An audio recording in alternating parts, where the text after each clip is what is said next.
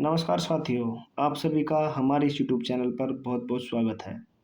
लेकर आ चुके हैं एक बहुत ही महत्वपूर्ण वीडियो उन सभी छात्रों के लिए जिन्होंने 10वीं के साथ आईटीआई पास कर रखा है।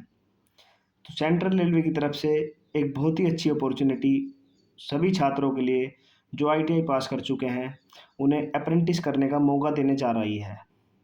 तो जो भी छात्र अप्रेंटिस करना चाहते हों, वह इस वीडियो को देखें और सेंट्रल रेलवे के नोटिफ़िकेशन की पूरी जानकारी पाएँ। तो आइए शुरू करते हैं और जानते हैं सभी महत्वपूर्ण जानकारी जो सेंट्रल रेलवे के द्वारा हमारे नोटिफिकेशन में दी हुई है। जैसे कि आप सभी देख पा रहे होंगे, हमने सेंट्रल रेलवे का होम पेज खोल रखा है। तो आइए चलते हैं अपने नोटिफिकेशन में और जानते हैं सभी जानकारी बारी-बारी से। तो सबसे पहले हम पहुँचते हैं अपने नोटिफिकेशन में। कोई भाई नोटिफिकेशन देखना चाहता हो तो उसका लिंक मैं डिस्क्रिप्शन में शेयर कर दूँगा। आप वहाँ से नोटिफिकेशन डाउनलोड कर सकते हैं और पढ़ सकते हैं। तो सबसे पहले हम जानते हैं सेंट्रल रेलवे की जो अप्रेंटिस अप्लाई करने की जो डेट है, वो 12 अगस्त 2025 से लेकर 11 सितंबर 2025 तक है। जिन भी भाई इस डेट के अंदर फॉर्म अप्लाई कर देंगे, उनका फॉर्म अप्लाई हो जाएगा। अगर आप लेट हुए या 11 तारीख के बाद फॉर्म अप्लाई करेंगे, तो आप फॉर्म अप्लाई नहीं कर पाएंगे। फिर उससे दूसरी सबसे ज़रूरी इम्पोर्टेंट बात है कि रेलवे की तरफ से 2418 पदों पर अप्रेंटिस के लिए नोटिफिकेशन जारी किया गया है। 2418 पदों पर, जो कि एक बहुत बड़ी भर्ती है। उसके बाद चलते हैं अपने मोड ऑफ सिलेक्शन, मतलब कि आपका अप्रेंटिस के लिए नाम कैसे आएगा। तो उसके लिए आपके दो चीज़ों पर काम किया जाएगा। आपके अपनी जो 10वीं कक्षा में जो आपने जितने अंक प्राप्त किए हैं, जितने परसेंट अंक प्राप्त किए हैं, उनका 50% और आपके आईटीआई के फाइनल अंक, उन दोनों का टोटल 10वीं के 50% और आईटीआई के जो टोटल मार्क्स हैं उनको ऐड करके उनका एवरेज निकाला जाएगा। उनकी जो भी परसेंटेज बनेगी उसके बिहाफ़ पे आपकी मेरिट लगेगी। इसी के बिहाफ़ पर आपका मेरिट में नाम आएगा। जिसके ज़्यादा परसेंटेज होगी उसका मेरिट में नाम आएगा। उसके बाद बात करते हैं कौन कौन से क्लस्टर में कौन सी यूनिट में अप्रेंटिस निकली हुई है। तो सबसे पहले मुंबई डिवीज़न में, उसके बाद भूसावल में, उसके बाद पुणे में, नागपुर में, सोलापुर में। ये सारे सभी मुंबई, भूसावल, पुणे, नागपुर, सोलापुर ये हमारे क्लस्टर हैं।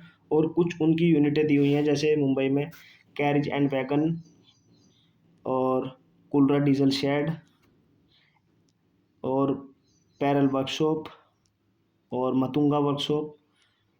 ऐसे ही भूसावल में कुछ है carriage and wagon depot, electric loco shed Bhusawal, electric locomotive workshop Bhusawal आदि। ये सभी अलग अलग यूनिट्स में वैकेंसी दी हुई है। आप जब अपनी फॉर्म अप्लाई करेंगे तो आप अपने हिसाब से जौन सी को चूज़ करना चाहें उसे चूज़ कर सकते हैं। उसके बाद जानते हैं कौन सी क्लस्टर में कितनी वैकेंसियाँ दी हुई हैं और कौन सी यूनिट में कितनी है। जैसे कि आप सभी देख सकते हैं, मुंबई क्लस्टर में कैरिज वैगन कोचिंग वाडी बंदर में दी हुई है ट्रेड के अनुसार वैकेंसी। जैसे फीटर ट्रेड में आप देख सकते हैं जनरल के लिए 92 वैकेंसी हैं, ओबीसी के लिए 49 हैं, एससी के लिए 27 हैं, एसटी के लिए 14 हैं। ऐसी वेल्डर ट्रेड में 2 ओबीसी के लिए, 3 जनरल के लिए, 1 एससी के लिए और एसटी के लिए कोई वैकेंसी नहीं है। टोटल 6 वैकेंसियाँ हैं। जो आपका अप्रेंटिसशिप का टाइम पीरियड जो होगा वो 1 साल का होगा। ऐसे ही कारपेंटर के लिए 15 वैकेंसी हैं, जनरल में ओबीसी में 7 वैकेंसी हैं, एससी में 4 हैं, एसटी में 2 हैं। टोटल 28 वैकेंसी हैं। ऐसी पेंटर में है, ऐसी टेलर में है। उसके बाद है कल्याण डीजल शेड में है, इलेक्ट्रीशियन के लिए जनरल के लिए 5 हैं, ओबीसी के लिए 3 हैं, एससी के लिए 2 हैं, एसटी के लिए 1 है। ऐसे ही मैकेनिस्ट में जनरल में 1 है और आपकी टोटल 1 ही वैकेंसी है। वेल्डर में भी 1 है, वो जनरल में है, वो भी टोटल 1 है। प्रोग्रामिंग सिस्टम्स एडमिनिस्ट्रेटर असिस्टेंट में आपकी 2 वैकेंसी जनरल की हैं, 1 ओबीसी के, 1 एससी के, टोटल 4 वैकेंसी। ऐसे ही आपकी कुलरा डीजल शेड है, उसमें भी आपका जो इलेक्ट्रीशियन की 12 जनरल की हैं, 6 ओबीसी की हैं, 4 एससी की हैं, 2 एसटी की हैं। उसके बाद मैकेनिक डीजल है, उसमें आपकी 19 वैकेंसी जनरल की हैं, 10 वैकेंसी ओबीसी की, 5 एससी की और 2 एसटी की, टोटल 36 वैकेंसियाँ हैं। फिर मुंबई क्लस्टर में ही ये एसआर डीईटीआरएस कल्याण में जो है फीडर ट्रेड की हैं 42 वैकेंसी हैं टोटल।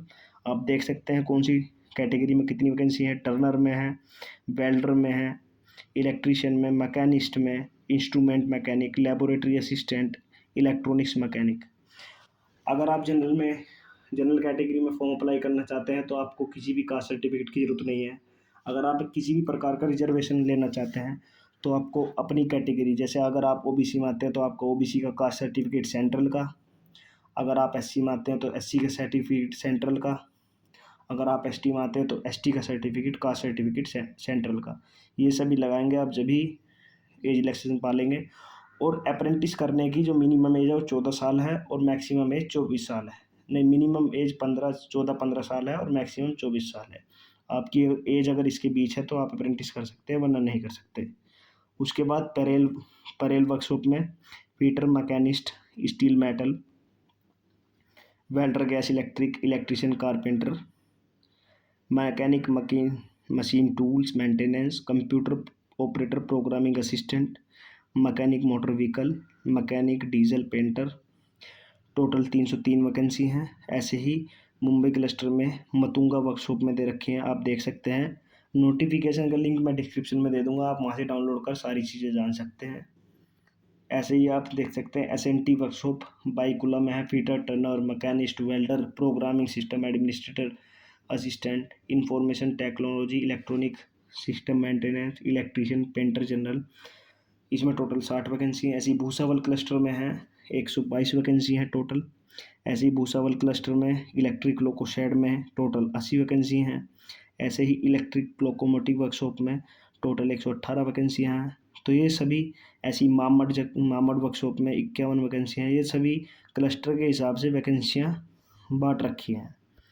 तो आपको जो अपने हिसाब से आप देखकर जो आपके घर के आसपास हो, जिसे आप अफोर्ड कर सकते हैं, आप उस क्लस्टर में फॉर्म अप्लाई कर सकते हैं, उस यूनिट में फॉर्म अप्लाई कर सकते हैं। अब बात करते हैं एलिजिबिलिटी, जो आपकी योग्यताएं हैं जिनके हिसाब से आप इसमें एडमिशन ले सकते हैं। तो candidate should have completed 15 years of age and should not completed 24 year of age. इसका कहने का मतलब है कि आपकी मिनिमम एज 15 साल और मैक्सिमम एज 24 साल होनी चाहिए।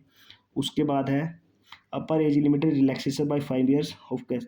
एससी और एसटी के छात्रों के लिए 5 साल का रिलैक्सेशन है और ओबीसी के लिए 3 साल का। यानी कि